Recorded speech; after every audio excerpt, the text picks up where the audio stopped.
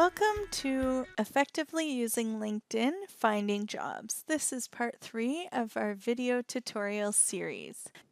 The learning objectives for Finding Jobs video tutorial are participants will be able to discover where alumni are working, especially those who were in the same degree or diploma program. Find and follow companies that offer positions of interest. Complete their career interest section, allowing recruiters to find them easily in search results. Apply for positions of interest using their profile. Now, as with the last two parts, I really hope you find this interactive and you can pause and stop and rewind at any point, as I hope you are searching for jobs as you're watching this video and can use it as an interactive resource. I will be posting the times to each topic in the description below so that you could jump ahead or jump back and rewatch different areas. Please use the comments section to start a discussion with your colleagues or classmates, or ask me a question and I will try to get back to you as soon as possible. In this video, we're going to talk about following companies, career interests, searching for jobs, applying and tracking those, and using connections. Now, in the first video, I talked about why it's important to have a LinkedIn profile. In the second video, I talked about who uses LinkedIn. And now in this third video, I want to talk about what you can get out of using LinkedIn. So the first thing is it's a great way to keep in contact with past, current, and future colleagues and managers and help foster relationships as well by writing recommendations, endorsing skills, and sharing resources. Now, I know as students and new grads, you might not have a ton of past colleagues and managers, but you would have past classmates, people you have volunteered with, people you've been on sports teams with. So those are all great people to have in your professional network as well. It also helps with career exploration. We talked about the alumni tool, Career Insights, in the last video. So it's showing you different job titles, career options in different fields, and gaining a better understanding of tasks within those roles. And the last thing is you can see who you know in a particular company you're interested in. So you can gather intel and do research, perhaps get an introduction to a hiring manager through your personal contact, which we'll talk about a little bit later in this video. So first I want to talk about following companies. Now you might not know where to start. So I'm back here on the alumni tool, Career Insights. And this was a great resource to see where alumni who took the same degree from the same school and live in the same area are working. So this is a great place to start. I can see where the alumni work. And then I can start with some of these companies. So I am going to start with RBC. So I have already looked them up, just on a different tab here. So RBC here, it tells me a little bit more about the company, what my career might look like. Some of the leadership team are on here, why RBC, some cultural insights, some organizations they support, and of course they have a link to their latest jobs. What I also like is it tells me I have 7 connections in my network that work here. This is why building your network was part 2 of the video tutorial series. It's really important that you build that network as much as you can before you start job searching, just so your connections can really help you with that job search. So I'd want to follow this company so that I can get updates from RBC, but now I also want to see jobs that I might be interested in. So I'm going to click on this administrative assistant one. And it's even telling me right here that my 7 connections can refer me, and getting referred can increase your chances of landing an interview.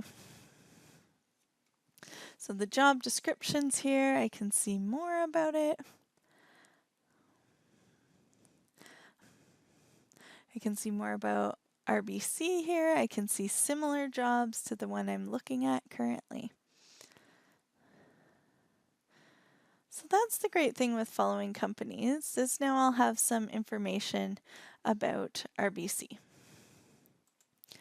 So now I want to hop over to the career interests feature. So up here, there's a great tab that says jobs. I'm going to click on that. It's right up at the top called career interests. This is a newer feature. I thought it was really interesting that you can tell recruiters that you're job searching. So you can just turn it on and it shares your career interests. So that you get matched with their searches and you stand out in their searches and receive more opportunities. So you receive more messages from recruiters. So I really just go through this tool and tell them exactly what I'm looking for and the types of companies that I want to work for, and then I can find jobs within those companies. And that's career interests. So now I can search for jobs. So that's easy enough. Let's say I'm looking for a marketing job in Kitchener. I search and I can add more filters here, just so I can really tailor it down to exactly what I'm looking for. And then it gives me, I was searching for marketing, so it gives me some options here that might fit with my level of experience. I think that's a great part too. As students and new grads, our level of experience here is probably not very high, so you'd be looking for an internship or an entry-level job.